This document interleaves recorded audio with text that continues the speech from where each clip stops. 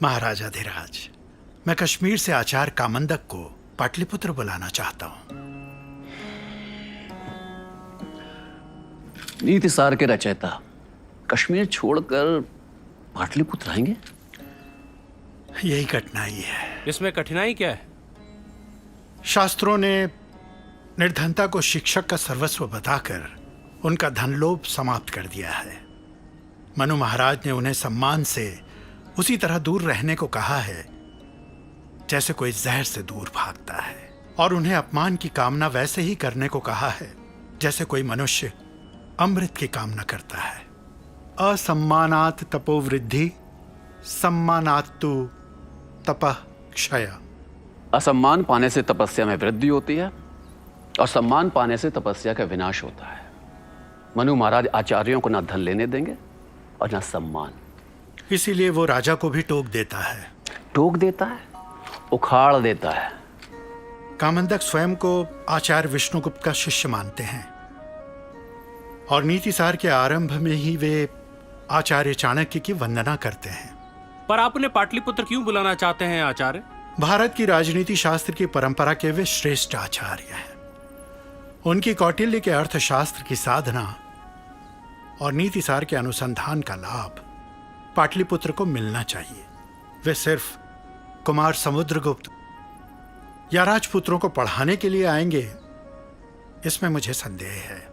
मैं समझ गया, कुआं प्यासे के पास नहीं आएगा। तो फिर कश्मीर से यह ज्ञान की गंगा पाटलिपुत्र कैसे आएगी? कौटिल्य अर्थशास्त्र और नीतिसार की पांडुलिपि की प्रतियां आचार्य कामंदक की देखरेख में बनवाई जाएं। आचार्य राज सेवा में आने की इच्छा रखने वाले स्नातकों की परीक्षा लें और इसी बहाने कई विद्यार्थियों और विद्वानों को आचार्य से पढ़ने का मौका मिल जाएगा। आचार्य हरिशेन, कुमार समुद्रगुप्त को आचार्य कामंदक अपने शिक्षक के रूप में मिले ना मिले, वे पाटलिपुत्र और भारत को मिलने चाहिए।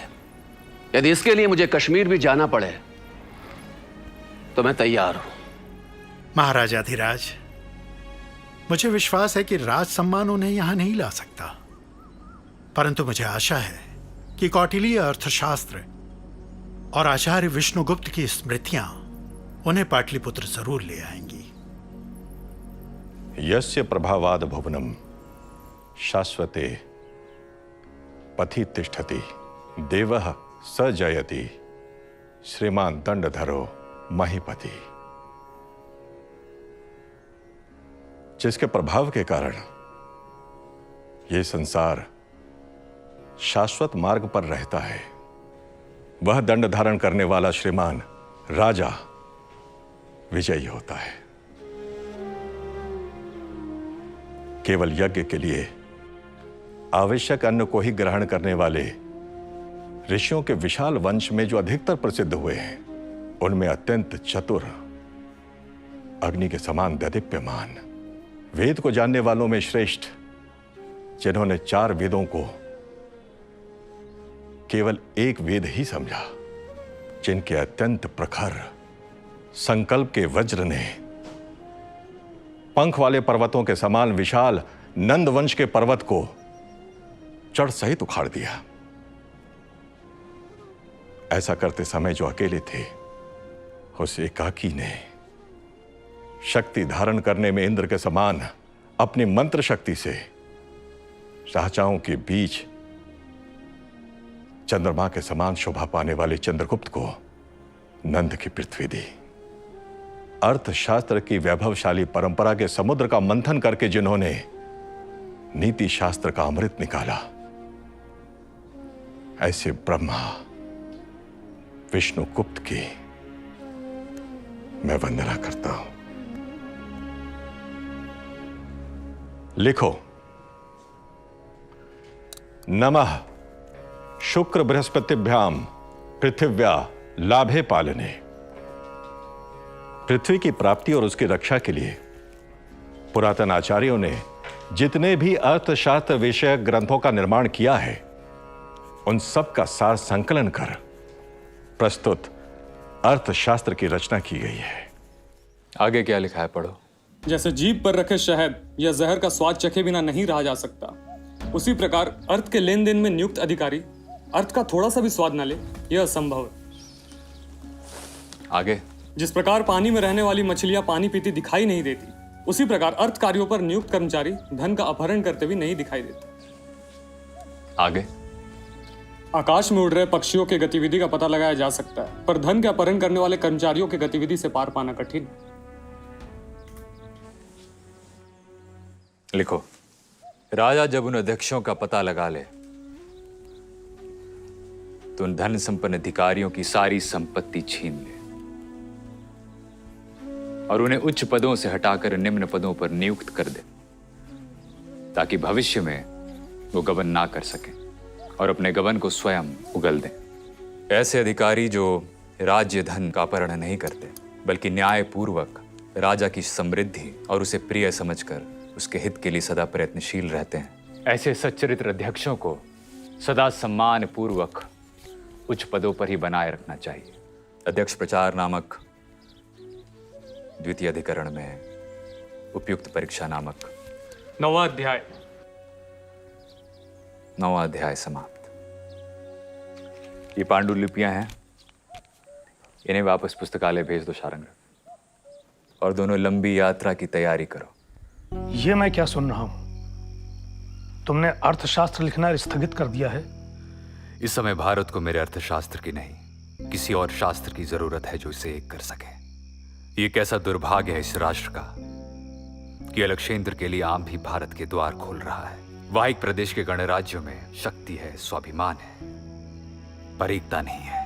आम भी पर्वतेश्वर को नीचा दिखाना चाहते हैं और पर्वतेश्वर आम भी को कुचलना चाहते हैं। भारत में जन है, जनपद है, महाजनपद है, गणराज्य है, राज्य है, साम्राज्य है, पर भारतीय नहीं है। खंड खंड में बटा हुआ भारत किसी भी आक्रांता से लड़ नहीं सकता गुरुदेव। यहाँ कोई मागध है, मालव है, क्षुद्रक है, कुरु है, पांचाल है, मल्ल है, मत्स्य है, पर भारतीय नहीं है। एक से अनेक हुए भारत को एक होना होगा। हर दिन भारत के सीमा प्रदेशों से लगे हुए राष्ट्रों से निर्वासितों के झुंड तक्षशिला में प्रवेश कर रहे हैं गुरुदेव, और अपने आक्रांताओं की क्रूरता की कहानियां साथ ला रहे हैं। यदि भारत ने इस चुनौती का प्रतिकार नहीं किया तो वो हारेगा।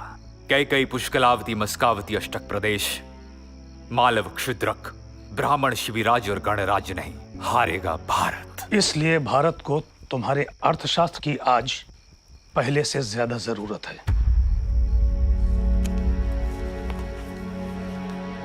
इन्हें भी साथ ले जाओ।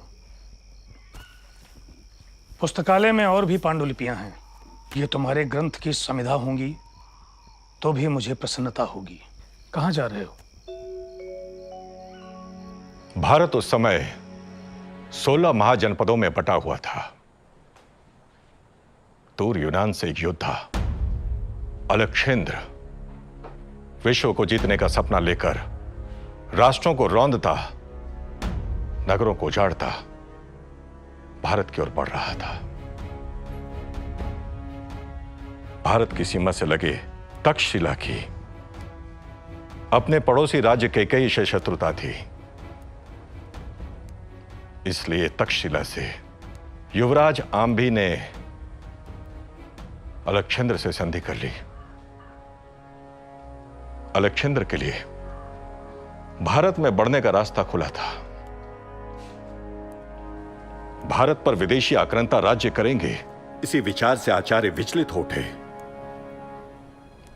उन्होंने सभी राज्यों और गणराज्यों को एक होकर अलेक्जेंडर का मुकाबला करने को कहा, पर अपने जातीय अभिमान में चूर शासक एक शिक्षक की कहां सुनते। इसलिए आचार्य उस समय के सबसे शक्तिशाली मगध सम्राट नंदवंशी धननंद से भारत की रक्षा करने की प्रार्थना लेकर मगध की राजधानी पाटलिपुत्र पहुंचे। एक असाधारण शिक्षक और एक शक्तिशाली सम्राट का सामना हुआ, जिसने भारत और इतिहास की दिशा बदल दी। Alexander, Alexander, Alexander! अब एक बार भी अलेक्जेंडर का नाम लिया तो मैं तुम्हें धक्के मारकर बाहर निकलवा दूंगा।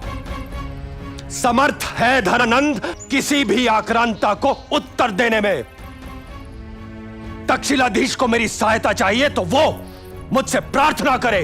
कैकेयी राज पर्वतेश्वर को मेरी सहायता चाहिए तो वो मुझसे प्रार्थना करे।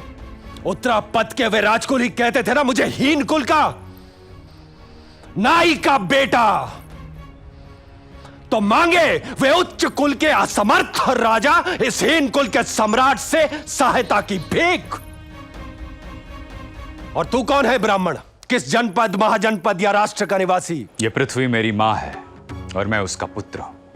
मां का नाम है भारती, इसलिए मैं हूं भारतीय।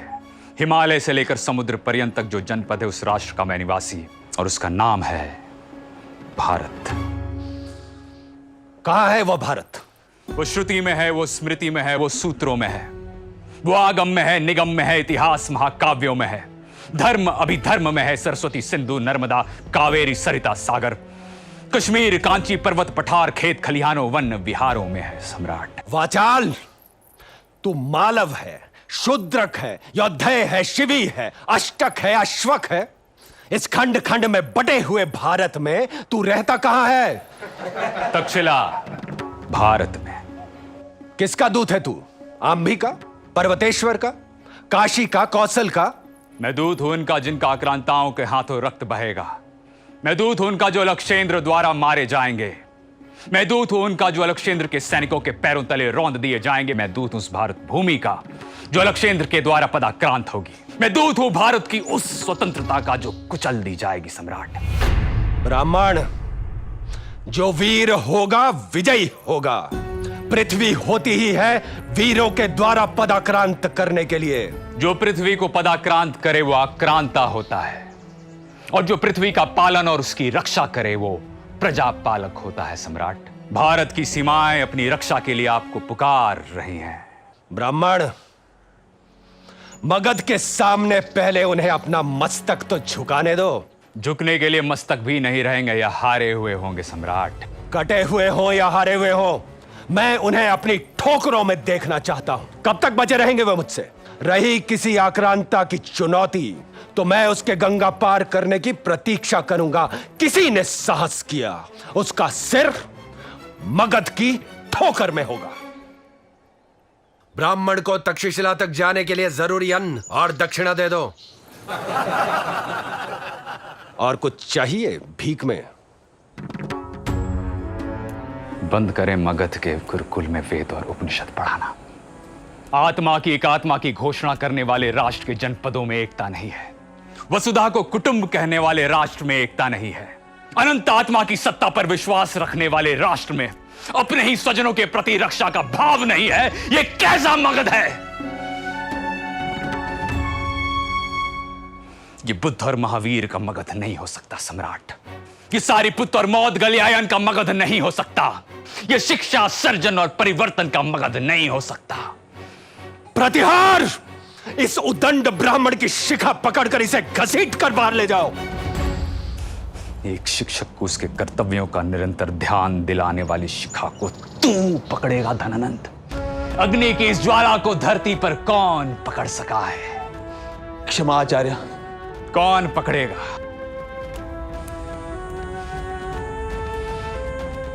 तो तू भी सुन ले आज एक शिक्षक का प्रण। भिक्षा के अन्न पर पलने वाला मैं विष्णुगुप्त, भारत का एक आचार्य, अपनी शिखा तब तक नहीं बांधूंगा जब तक मैं तेरा और तेरे जैसे शासकों का समूल नाश नहीं कर देता। हत्या कर दो इस दुष्ट की। महाराज, ब्राह्मण अवध्य है। मेरे संकल्प की अग्निशिखा में तुझ जैसे कीट पतंगों की तरह कूद कूद कर आप मरेंगे धनानंद। एक शिक्षक की यह शिखा दावाग्नि होगी और वह तभी शांत होगी जब नंद वंश का समूल नाश होगा।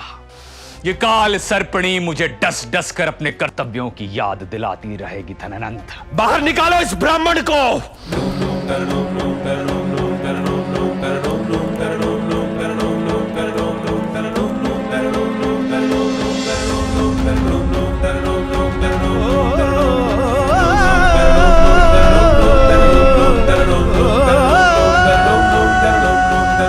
मेरे सामने उद्दंडता करता रहा और मेरे मंत्री, अमात्य और सेनापति चुप रहे।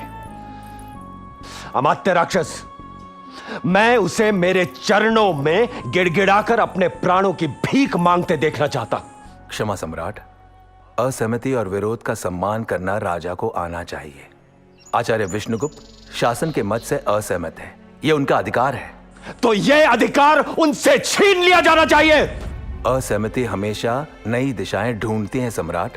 बुद्ध ने वेदों से असहमति व्यक्त की, महावीर ने असहमति व्यक्त की, चारवाक ने असहमति व्यक्त की।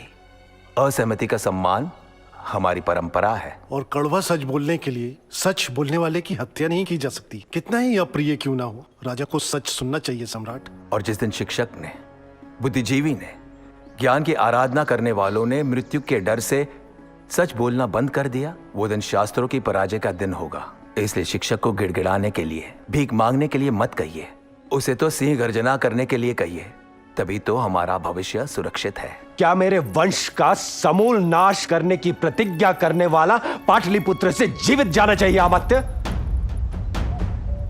मुझे प्रसन्नता होती जो मेरे किसी मंत्री ने उसका सिर धड़ से उतार दिया होता। विप्र शस्त्र उठाकर युद्ध नहीं करता सम्राट, उसका हथियार तो क्रोध है। क्रुद्धो ब्राह्मणों हंति राष्ट्रम। कुपित ब्राह्मण संपूर्ण राष्ट्र का विनाश कर देता है। विप्र को विप्र से सहानुभूति तो होगी, पर मुझे नहीं है। ये याचक प्रजा और राजा को लूट रहे हैं। एक आचार्य की रक्षा करना और उसके क्रोध से आपकी रक्षा करना मेरा कर्तव्य है। मैं अभी प्रयत्न करूंगा कि आचार्य विष्णुगुप्त अपनी शिखा बांध लें। राजा को चाहिए कि सलाह करते समय वह किसी को अपमानित न करे, सबकी बातों को ध्यानपूर्वक सुने, यहां तक कि बालक की सारगर्भित बात को भी ग्रहण करे। यात्रा करते समय यदि कोई व्यापारी किसी गांव में ठहरे तो अपने पूरे सामान की सूचना गांव के मुखिया को दे। रात में यदि उसके सामान की चोरी हो जाए या गांव में उसकी वस्तु छूट जाए तो वह वस्तु को गांव का मुखिया दे। यदि कोई वस्तु गांव के बाहर छूट गई हो या चोरी हो गई हो तो उसकी नुकसान भरपाई चरागाह का अध्यक्ष करे। यदि वहां पर चरागाहों की व्यवस्था न हो तो उसकी भरपाई चोर रजुक, चोर को पकड़ने वाला अधिकारी करे। यदि फिर भी वह वस्तु न मिले तो जिसकी सीमा में चोरी हुई हो वह सीमाध्यक्ष उनकी भरपाई करे। यदि फिर भी कोई प्रबंध न हो सके तो आसपास के 5-10 गांव की पंचायत उस वस्तु को ढूंढ व्यापारी को दे।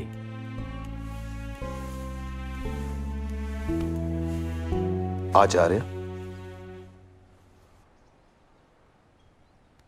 जो हुआ उसके लिए क्षमा चाहता हूं आचार्य। और एक शिक्षक के संकल्प को जगाने के लिए मैं पाटलिपुत्र का धन्यवाद देना चाहता हूं। विष्णुगुप्त, मैं और अमात्य चाहते हैं कि आप पाटलिपुत्र में ही रहें। आप मुझे बंदी बना रहे हैं। आपको बंदी बनाने की भूल मैं नहीं कर सकता। तो क्या चाहते हैं आप? आचार्य, मैं चाहता हूं आप आचार्य बृहस्पति के ग्रंथ को ठीक करने में मेरी मदद करें। जरूर करूंगा, पर पहले लोगों को ठीक कर लो। इस समय इस देश की मांग है सुरक्षा, एकता और सुशासन। क्या तुम इसमें मेरी मदद कर सकते हो अमात्य? पुस्तकों से पहले इस देश को ठीक कर लिया जाए आचार्य। अमात्य, विष्णुगुप्त मर सकता है पर विष्णुगुप्त का सुशासन, अखंडता और एकता का संकल्प नहीं, क्योंकि यह संकल्प सिर्फ मेरा नहीं बल्कि इस देश के हर शिक्षक और विद्यार्थी का है। और इस संकल्प के बीच में अगर देवता भी आते हैं तो ये विष्णुगुप्त उनसे लड़ेगा। इसलिए मैं तुम्हें सावधान करता हूं अमात्य कि या मेरा साथ दो या फिर मेरे विरुद्ध लड़ने के लिए तैयार हो जाओ। मैं पाटलिपुत्र वापस लौट कर आऊंगा। मुझे शुभकामनाएं नहीं दोगे अमात्य? प्रकरण 14 अध्याय 18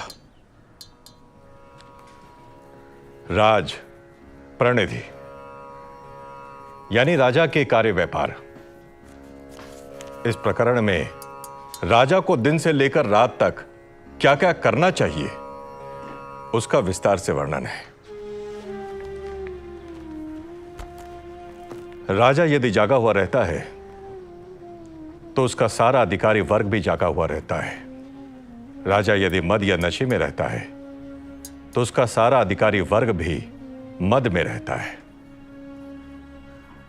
ऐसे मद के नशे में धुत अधिकारी वर्ग चुपचाप सारे राज्य कार्यों को पी जाता है। ऐसा राजा धोखा खाता है। इसलिए राजा अपने को सदा ही उन्नतिशील बनाए रखे। राज्य कार्य को ठीक ढंग से चलाने के लिए वह दिन और रात को 8-8 घड़ियों में बांटे। पुरुष की छाया से भी वह समय का विभाजन कर सकता है।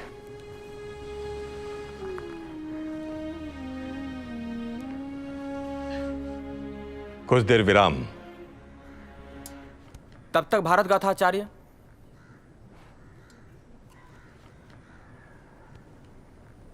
अलक्षेंद्र से देश हार गया। कभी छल से, कभी निर्दयता से उसने भारत के वीरों का संहार किया, किंतु अपने सैनिकों के विद्रोह और भारत में पग पग पर भीषण युद्ध और मगध के भय ने भारत को जीतने का उसका सपना चूर चूर कर दिया। उसने भारत से लौटने का फैसला कर लिया था। हारा हुआ भारत घोर निराशा में था। भारत कंधक पर बैठा एक चिंगारी की प्रतीक्षा कर रहा था और विष्णुगुप्त भारत को एक करने की आग घरों और गुरुकुलों में पहुंचा रहे थे। उस महान शिक्षक का एक ही लक्ष्य था, विघटन का विस्फोट नहीं, एकता का महायज्ञ। जब एक महान गुरु तैयार होता है तो उस महानता को ढूंढते ढूंढते एक शिष्य गुरु के पास पहुंच ही जाता है। आचार्य विष्णुगुप्त को ढूंढते हुए चंद्रगुप्त आचार्य के पास पहुंचा। मैं मगध से भागा हुआ भाड़े पर लड़ने वाला योद्धा। पहले धनानंद के सिपाही मुझे ढूंढ रहे थे क्योंकि एक भाड़े के योद्धा ने धनानंद की आज्ञा नहीं मानी। मगध से भागा तो अलक्षेंद्र की सेना में भाड़े पर लड़ने लगा। वहां मैंने यवन सेनापति की आज्ञा नहीं मानी। क्यों? अपने ही लोगों पर हाथ नहीं उठता था आचार्य। दम बेचा था, आत्मा नहीं। योद्धा हूं। घायल सैनिकों पर तलवार कैसे चला था? मैंने घायल सैनिकों को मार रहे यवन सैनिकों को मार गिराया, पर पकड़ा गया। मुझे और मेरे साथी योद्धाओं को अलक्षेंद्र के सामने प्रस्तुत किया गया। मुझे अलक्षेंद्र से क्षमा मांगने के लिए कहा गया, परंतु मैंने वहां भी अलक्षेंद्र की अवहेलना की और मौत के हाथ से फिसलकर भाग खड़ा हुआ। भाग रहा हूं। पहुंचना पाटलिपुत्र है, पर कैसे पहुंचूं पता नहीं। जहां जाता हूं अवज्ञा करता हूं और किसी न किसी के सिपाही मेरा पीछा करते हैं। यवन सिपाही अलक्षेंद्र की आज्ञा से आंभी और पर्वतेश्वर के सिपाही मुझे रात दिन ढूंढ रहे हैं। तो फिर मेरे पास क्यों आए हो? सुना है आप अब भी आपस में लड़ रहे गणराज्यों को एकत्रित कर रहे हैं ताकि भारत वापस जा रहे अलक्षेंद्र की सेना से मुकाबला कर सके। आज तक भाड़े पर लड़ता है, अब बिना भाड़े के भारत के लिए लड़ने के लिए तैयार हूं। सुना है घर घर से ब्रह्मचारी भाड़े पर लड़ने वालों के लिए भी एक मुट्ठी अनाज मांग रहे हैं।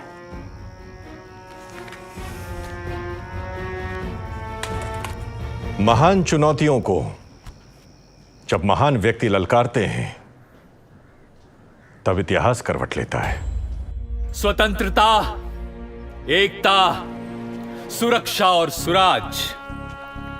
इसलिए स्वतंत्रता के स्वर को हर उन घरों में ले जाओ जिन्होंने अपने स्वजनों को युद्ध में खो दिया है।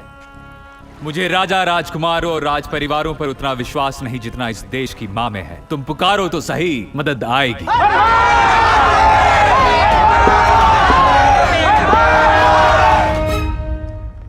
अलक्षेंद्र से हारे हुए गणराज्यों में निराशा थी। हजारों लोगों ने अपनी स्वतंत्रता की रक्षा के लिए अपने स्वजनों को खोया था। आचार्य विष्णुगुप्त और गुरुकुलों ने विदेशी दास्ता के जुए को अपनी गर्दन से उतार फेंकने का देश आह्वान किया। स्वराज्य की ऐसी आंधी उठी कि उसने यवनों को उखाड़ फेंका।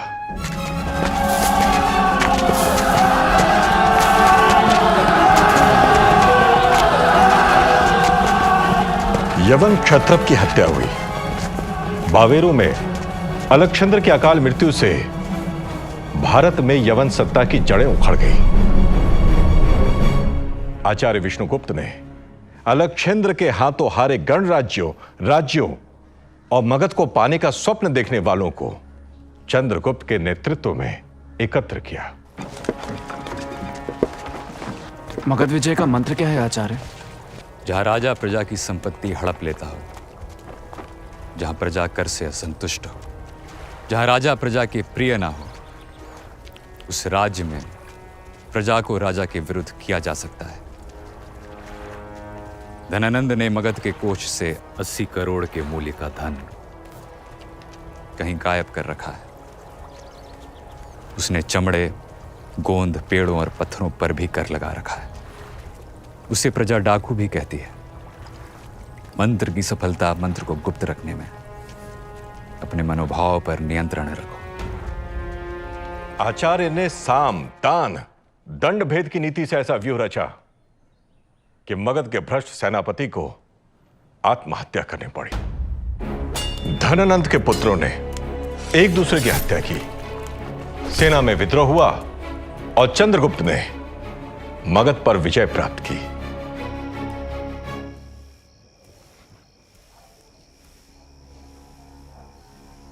क्या खबर है चंदन दास? नगर को चारों तरफ से चंद्रगुप्त के सैनिकों ने घेर लिया है। नगर के सभी द्वार चंद्रगुप्त के सैनिकों के कब्जे में हैं। चंद्रगुप्त की अनुमति के बिना ना तो कोई नगर में प्रवेश कर सकता है और ना ही नगर से बाहर जा सकता है। पूरी रात नगर में पहरे देने वाले सिपाही नगर की गलियों में घूम रहे हैं। पूरे नगर में घोषणा करवा दी गई है कि रात्रि की पहली 6 घड़ी बीत जाने के बाद और रात्रि की अंतिम 6 घड़ी रह जाने के पहले भेरी घोष होगा। इन 2 भेरी घोषों के बीच में यदि कोई व्यक्ति देखा गया या राजमहल के आसपास भी देखा गया तो उसे कैद कर लिया जाएगा, उसे दंड मिलेगा। सिर्फ प्रसूता स्त्री, चिकित्सक, शव के अंतिम संस्कार के लिए जा रहे लोग, नाट्य गृह से लौट रहे लोग, जिनके हाथ में दीपक हो, जिन्हें अंधेरे में भी पहचाना जा सके, जो सिपाहियों को सचेत करने के लिए आवाज देकर चल रहे हों, जिनके हाथ में राजकीय आज्ञा पत्र हो और आग बुझाने वाले कर्मचारी ही नगर में आ जा सकते हैं, उन्हें गिरफ्तार नहीं किया जाएगा। सम्राट धनानंद कहाँ है? पता नहीं वो जीवित भी हैं या नहीं। आचार्य विष्णुगुप्त उन्हें तब तक नहीं मारेंगे जब तक पाटलिपुत्र पूरी तरह से उनके अधिकार में नहीं होगा। मेरी कल्पना से आचार्य ज्यादा धूर्त और चतुर निकले। आर्य शक्टार विष्णुगुप्त के साथ हैं अमात्य।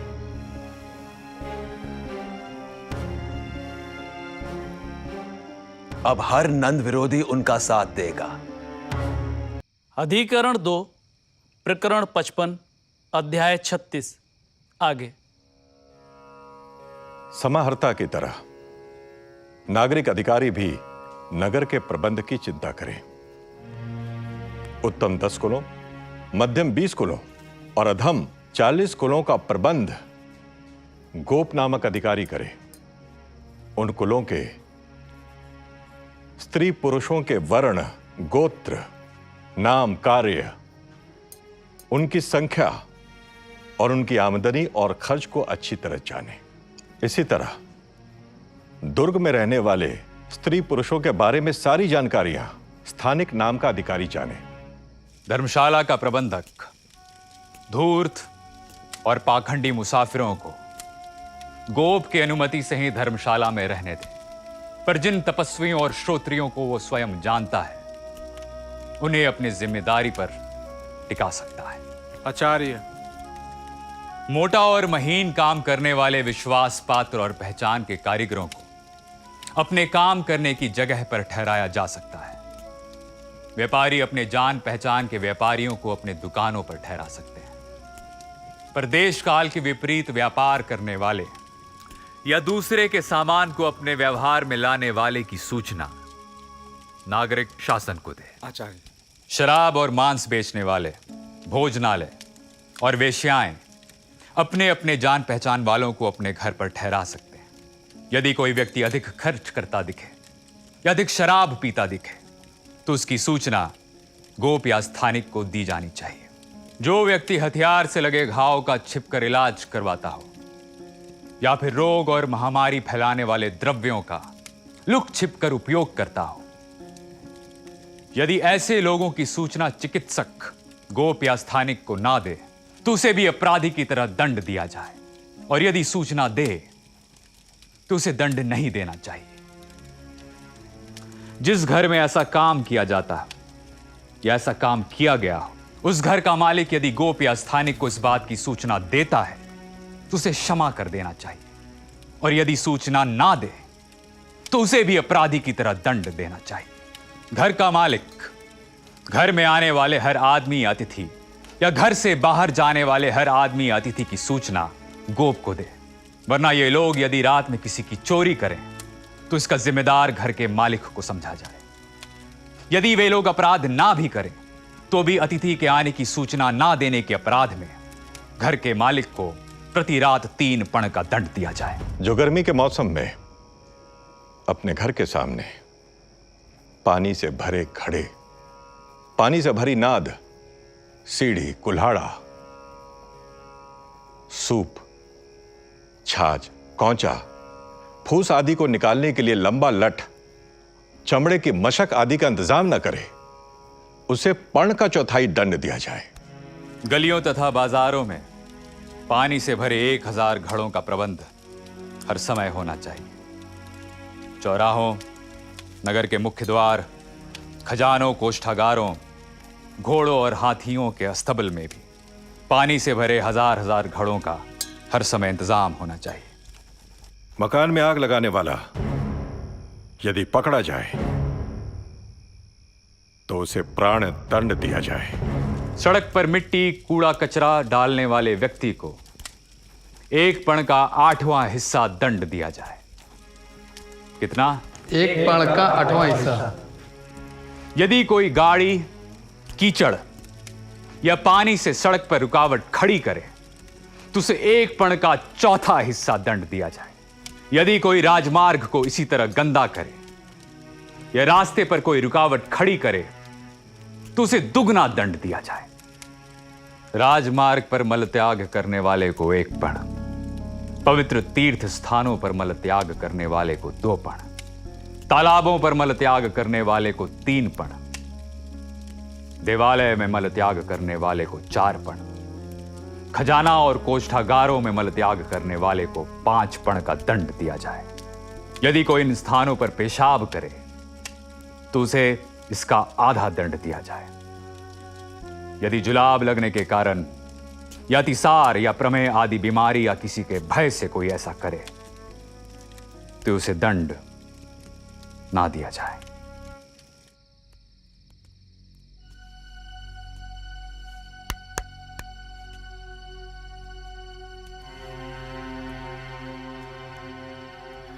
चंद्रगुप्त इसी कमरे में सोएगा। मेरे और तुम दोनों की सिवा यह बात किसी और को पता ना चले। सोने बिछाने और किसी भी काम के लिए चंद्रगुप्त उन्हीं वस्तुओं का उपयोग करेगा जिस पर मेरी मोहर लगी हो या जिसे मैं देख लूं। आचार्य, कुछ कहना है तुम्हें? चंद्रगुप्त कुछ व्यथित है। शारंगरव, चंद्रगुप्त की व्यथा सुनने के लिए मेरे पास समय नहीं है, बल्कि इस समय तो चंद्रगुप्त को प्रजा की, भारत की व्यथा सुनने के लिए तैयार होना है। इस समय मुझे धनानंद के भक्तों से चंद्रगुप्त की रक्षा करनी है और जल्दी से जल्दी उसे प्रजा का प्रिय बनाना है। कौन हूं मैं? मगध सम्राट या आचार्य विष्णुगुप्त के हाथों में खेलने वाली एक कठपुतली? जब से पाटलिपुत्र आया हूं एक कमरे में नहीं सोया। कहां सोऊंगा यह भी आचार्य तय करेंगे। अपनी इच्छा से खा नहीं सकता, पहन नहीं सकता, सो नहीं सकता, कोई निर्णय नहीं कर सकता। ये आपकी सुरक्षा के लिए है राजन।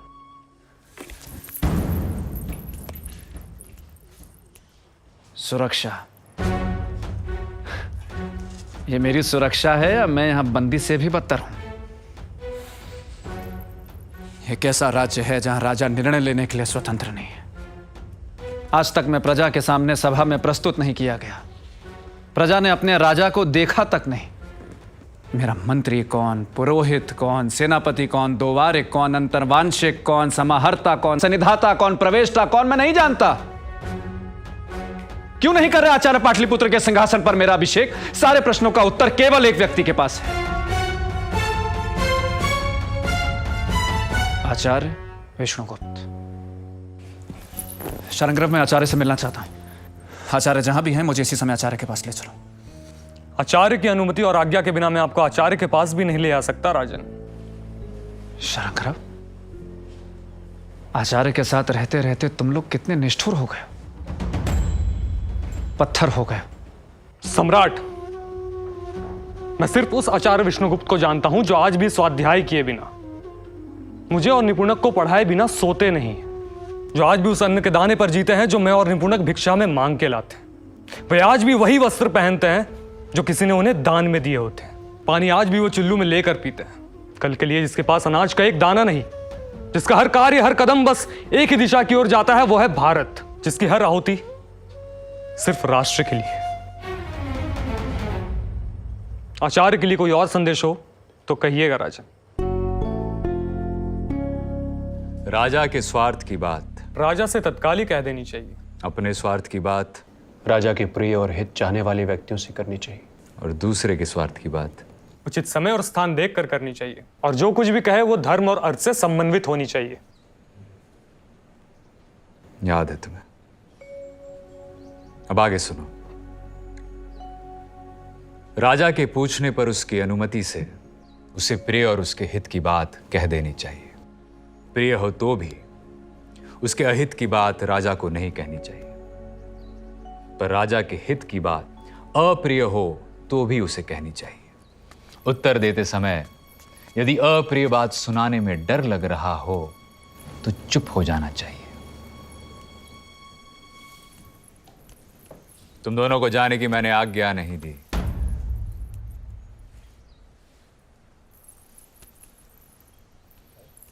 यदि सम्राट गुप्त मंत्रणा करना चाहते हैं तो कह सकते हैं। मैं कौन हूं आचार्य? राजा। आपके शास्त्रों में एक राजा की क्या स्थिति है? शास्त्र और मेरे दृष्टि में राजा की स्थिति एक वेतनभोगी सेवक से बढ़कर कुछ भी नहीं है राजन। ऋत्विक, राजपुरोहित, पटरानी, राजकुमार से लेकर शासन के प्रथम सेवक से लेकर अंतिम सेवक तक का वेतन तय है। तो क्या मैं पाटलिपुत्र में सिर्फ एक दास हूं? राजा की दास जैसी स्थिति ही उसे प्रजा का स्वामी बनाती है चंद्रगुप्त। राजा राष्ट्र के एक सेवक और भृत्य से बढ़कर कुछ भी नहीं है।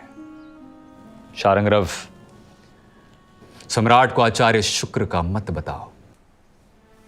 सम्राट, राजा राज्य रूपी वृक्ष का मूल है, मंत्री परिषद उसका धड़ है, सेनापति उसकी शाखाएं हैं, सैनिक उसके पत्ते हैं, प्रजा उसके पुष्प है, देश की संपन्नता उसके फल हैं और समस्त देश उसका बीज है।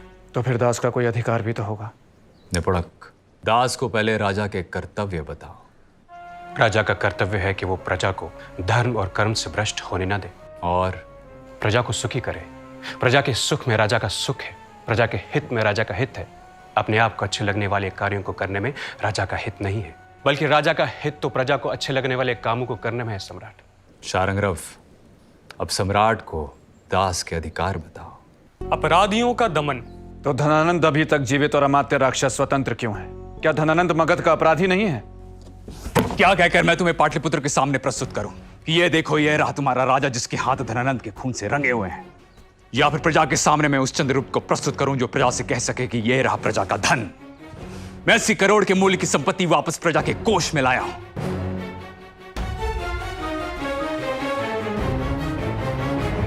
धनानंद के प्रजा के अप्रिय होने के बावजूद आज तक पाटलिपुत्र अजय रहा है, हारा नहीं, गिरा नहीं। मगध में जन विद्रोह नहीं हुआ। उसका एकमात्र कारण है अमात्य राक्षस, अमात्य पाटलिपुत्र की व्यवस्था है। मगध साम्राज्य पर उसकी पकड़ है। हमने पाटलिपुत्र पर अधिकार किया है, प्रजा को जीता नहीं। इसलिए जब तक अमात्य हारता नहीं, हम पाटलिपुत्र जीते नहीं कहला सकते।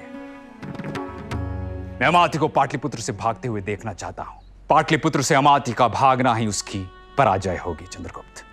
तो आप अमात्य को भागने क्यों नहीं देते? अमात्य के भागने और धनानंद की मुक्ति का भी समय मैं तय करूंगा। तो आप जानते हैं कि अमात्य कहाँ है? तुम्हारी आंखों से ही तो देख रहा हूं मैं। मेरी आंखें? यानी? शारंगरव, आपके गुप्तचर। पिछले 3 साल से तुमने प्रकट युद्ध किया है और मैंने कपट युद्ध। अमात्य और मैं इस समय कपट युद्ध कर रहे हैं। जाओ, विश्राम करो, पर सावधान रहो। तुम्हारे जीवन पर बहुत घात होने वाले हैं। चंद्रगुप्त की हत्या करने के लिए राजप्रसाद में छुपे हमारे सभी सेवक मारे गए। उस कुटिल ब्राह्मण ने पूरे राजप्रसाद में ही आग लगा दी। पर उन्हें पता कैसे चला कि राजमहल में कई कमरों के नीचे तहखाने हैं? शारंगरव, कक्ष में चींटियों मक्खियों को भी ध्यान से देखो। किसी ने नहीं देखा कि चंद्रगुप्त के कक्ष में चींटियां अपने मुंह में भात का दाना लेकर कहां से आ रही थी। चींटियों के मुंह में भात का दाना देखकर मुझे विश्वास हो गया कि कक्ष के नीचे तहखाना है और तहखाने में प्रतीक्षा कर रहे लोग भात ही खा रहे होंगे। अमात्य, आचार्य विष्णुगुप्त ने पुराने गुप्तचर, वैश्याओं, कारीगरों और बूढ़े सैनिकों को पूरे नगर में नजर रखने के लिए लगा दिया है। पूरा गुरुकुल उनके साथ है। और यह चंद्रगुप्त मौर्य सेनापति और मूरादासी का पुत्र है। यह विष्णुगुप्त आचार्य चणक का पुत्र, और यदि यह चंद्रगुप्त दासी पुत्र है तो पाटलिपुत्र गंधक के ढेर पर बैठा है। क्या आचार्य जानते हैं कि चंद्रगुप्त दासी पुत्र है? जो मैंने सुना है वह उन्होंने ना सुना हो, ऐसा कैसे हो सकता है अमात्य? हर राजकीय अधिकारी के पीछे आचार्य का कोई न कोई व्यक्ति छाया की तरह चल रहा है, और हर राजकीय कार्यालय के बाहर चंद्रगुप्त के सैनिक बैठे हुए हैं। समझ गया। पूरी तैयारी के साथ आया है तक्षशिला का ये आचार्य। एक और बुरी खबर है अमात्य, आचार्य ज्ञान सत्र शुरू करने जा रहे हैं, यानी पाटलिपुत्र के स्नातकों एवं विद्वानों का सम्मान होगा, और ऐसे में चंद्रगुप्त उन्हीं में से कोई नए अमात्य एवं नए अधिकारी चुनेंगे। यानी अब हर कार्यालय में चंद्रगुप्त के समर्थक होंगे। पर आचार्य ने पुराने अधिकारियों को हटाया क्यों नहीं? जो चंद्रगुप्त के अनुकूल नहीं होगा वो नहीं रहेगा। जब तक आचार्य चंद्रगुप्त को पाटलिपुत्र में स्थिर नहीं करते, तब तक वो अनुकूल को उत्साह और पुरस्कार देंगे, और प्रतिकूल को आशा और निराशा, सुरक्षा और असुरक्षा के बीच झूलने देंगे। तो अब क्या करें अमात्य? मैं जीते जी आचार्य विष्णुगुप्त को सफल होने नहीं दूंगा। पाटलिपुत्र के किसी भी योग्य व्यक्ति को सिंहासन पर बिठाऊंगा, पर चंद्रगुप्त को स्थिर होने नहीं दूंगा। चंद्रगुप्त के सहायक राजाओं में भेद, अब यही उपाय है। बस एक बार महाराज धनानंद से संपर्क हो जाए। क्या आपको अब भी विश्वास है कि महाराज जीवित हैं? चंदनदास, जब तक महाराज उनके पास हैं, उनके पास सुरक्षा कवच है और हम विवश हैं। और वो महाराज को तभी मारेंगे जब उनकी मृत्यु से चंद्रगुप्त स्थिर हो। आचार्य विष्णुगुप्त जो कर रहे हैं वो मत देखो, वो जो नहीं कर रहे हैं उसे समझने की कोशिश करो।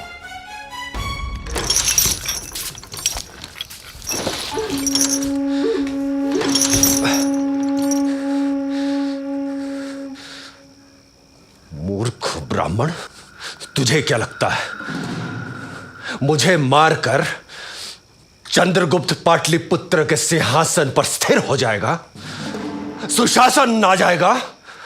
धनानंद, मेरा विश्वास प्रजा में है। वो प्रजा जो राष्ट्र की पुनीत थाती राजा को सुशासन के लिए सौंपती है, इसलिए उसे राजा को हटाने का भी अधिकार है। तुझे चंद्रगुप्त में विश्वास ना हो, पर मुझे है। मुझे विश्वास है उस व्यवस्था में जहां राजा राज्य रूपी रथ का एक पहिया है और दूसरा पहिया उसके मंत्री, अमात्य और अधिकारी हैं। मुझे विश्वास है उस व्यवस्था में जहां राजा को गुरुजन और अमात्य वर्ग मर्यादा में रखते हैं और उसे गलत और अनर्थ करने वाले कामों से रोकते हैं। काश तेरे मंत्रियों ने तुझे राज्य की 80 करोड़ की संपदा का अपहरण करने से रोका होता, अनर्थ करने से रोका होता। कहां छिपा रखा है प्रजा का वो कोष? कौन से 80 करोड़ की संपत्ति? प्रजा को उसका धन लौटा दो तो मैं तुम्हें पाटलिपुत्र से सुरक्षित जाने दूंगा। मुझे मारकर अपना प्रतिशोध पूरा कर ले ब्राह्मण। तेरे सारे उत्तराधिकारी मारे जा चुके हैं धनानंद। तुम्हें तुम्हारी पत्नी और पुत्री की चिंता नहीं होगी, पर मुझे है। स्त्री हत्या का पाप मैं चंद्रगुप्त के माथे नहीं लगने दूंगा। चाहो तो अपनी पत्नियों को साथ ले जाना। और मेरी बेटी के साथ क्या करेगा तू? 80 करोड़ लौटा दो तो मैं उसका विवाह चंद्रगुप्त से करवा दूंगा। इसमें भी तेरा स्वार्थ? हाँ धनानंद, प्रजा के धन को अपहरण करने का अधिकार राजा को भी नहीं है। ब्राह्मण, मैं तुझ पर विश्वास कैसे करूं? तुम्हारे पास कोई दूसरा रास्ता है? तू शिक्षक है ना? वचन दे, मेरी बेटी का विवाह मगध सम्राट चंद्रगुप्त से ही करवाएगा और मुझे पाटलिपुत्र से सुरक्षित जाने देगा। वचन दिया। 80 करोड़ का वो कोष मैंने गंगा के किनारे एक चट्टान को खुदवा कर उसमें छिपा रखा। अब मैं विवाह किससे करूंगा ये भी आचार्य तय करेंगे। क्या मुझे अपने मन से प्रेम करने का भी अधिकार नहीं है? धनानंद से प्रतिशोध लेने के लिए आचार्य मेरा भी इस्तेमाल कर रहे हैं। चंद्रगुप्त, क्षमा सम्राट। आचार्य का उद्देश्य यदि धनानंद से प्रतिशोध लेना होता तो वे हत्यारों का निर्माण करते, चंद्रगुप्त का नहीं। धनानंद की हत्या के लिए आपके सहायक राजा भी पर्याप्त थे आचार्य के लिए। वे राजा जो अमात्य की सहायता के लिए उतावले हो रहे हैं ताकि उन्हें पाटलिपुत्र का कोष मिले। तो आचार्य क्यों चाहते हैं धनानंद की बेटी से मेरा विवाह हो? ताकि तुम्हारी हत्या के लिए उत्सुक नंद भक्त तुम्हारी हत्या की योजना बनाना बंद कर दे।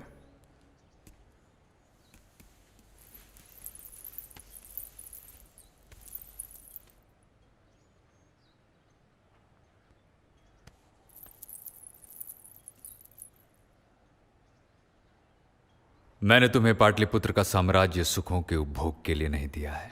मैंने तुम्हें पाटलिपुत्र का साम्राज्य इसलिए दिया है ताकि खंड खंड में बटे हुए भारत को तुम एक कर सको, ताकि तुम भारत को सुशासन दे सको।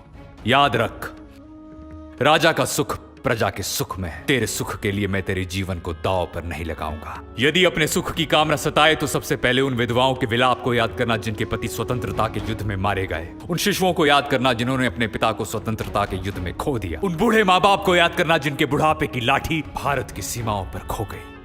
उन नन्ही नन्ही बच्चियों को याद करना जिनके लिए पिता अब सिर्फ उनका राजा है। फिर भी तुम अपना निर्णय लेने के लिए स्वतंत्र हो चंद्रगुप्त। शारंगरव, सम्राट को धनानंद द्वारा अपहरण किए गए धन की सूचना दी या नहीं? मैं देने ही वाला दे था, दो। पर सम्राट, प्रजा का धन मिल गया है। कल आप पहली बार पाटलिपुत्र की सभा में जाएंगे और पाटलिपुत्र को इसकी सूचना देंगे।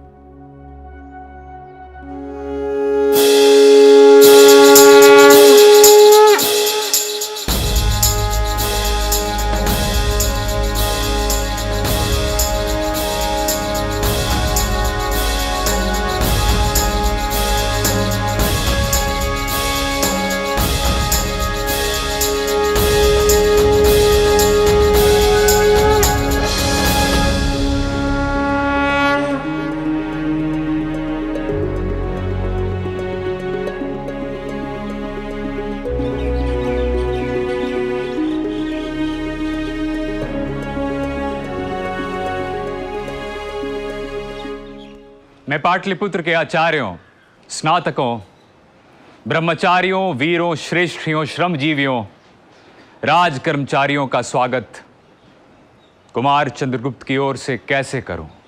क्योंकि कुमार चंद्रगुप्त आपका अपराधी है। उसने पाटलिपुत्र के आसन पर अधिकार किया है। उसने महापद्म नंद की तरह अपने स्वामी की हत्या नहीं की है। फिर भी मैंने उसका अभिषेक नहीं किया क्योंकि मगध की प्रजा ने अभी तक उसे अपने हाथों से सिंहासन नहीं दिया है। जिस दिन मगध की प्रजा मगध का अमात्य वर्ग, मगध का भृत्य वर्ग कुमार चंद्रगुप्त का अभिषेक करेगा। उसी दिन कुमार चंद्रगुप्त मगध सम्राट कहलाने के अधिकारी होंगे। अब देखना है कि जिसने वाहिक प्रदेश को, भारत को अलक्षेंद्र की दास्ता से मुक्त कराया, जिसने परतंत्रता के जुए को भारतीयों के गर्दन से निकाल फेंका, उसे पाटलिपुत्र अपना शासक बनने योग्य समझता है या नहीं। अब देखना है कि पाटलिपुत्र किसे अपना शासन करने योग्य समझता है।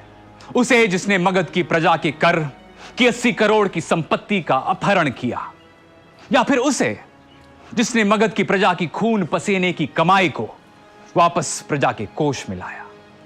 मैं कुमार चंद्रगुप्त से निवेदन करता हूं कि वह स्वयं इस बात की सूचना मगध की प्रजा को दें।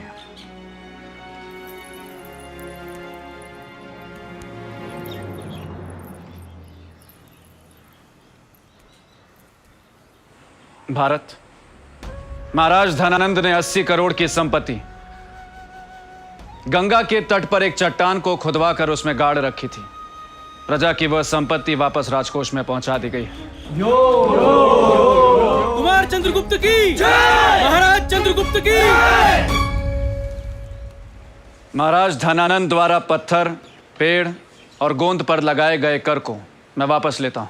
योग योग, कुमार चंद्रगुप्त की जय, महाराज चंद्रगुप्त की जय। पाटलिपुत्र को हर्ष दे, ऐसी और एक घोषणा मैं करने जा रहा हूं। कुमार चंद्रगुप्त महाराज विवाह कर रहे हैं धनानंद की पुत्री से।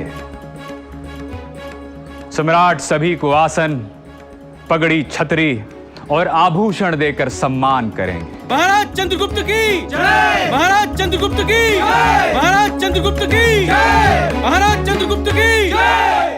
जो मैं नहीं कर पाया वो आचार्य ने कर दिखाया। अब क्या अमात्य? मेरा निश्चय अटल है, चंद्रगुप्त का अभिषेक नहीं होगा।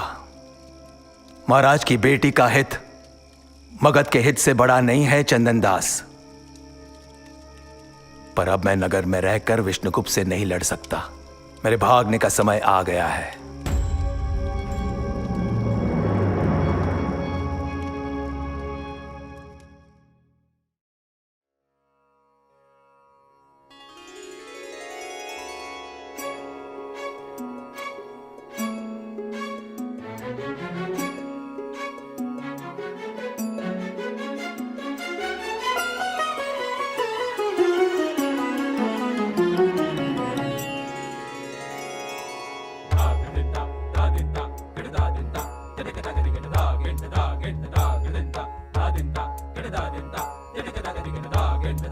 सा सा धा नि पा पा गा मा रे सा नि सा धा नि सा धा मा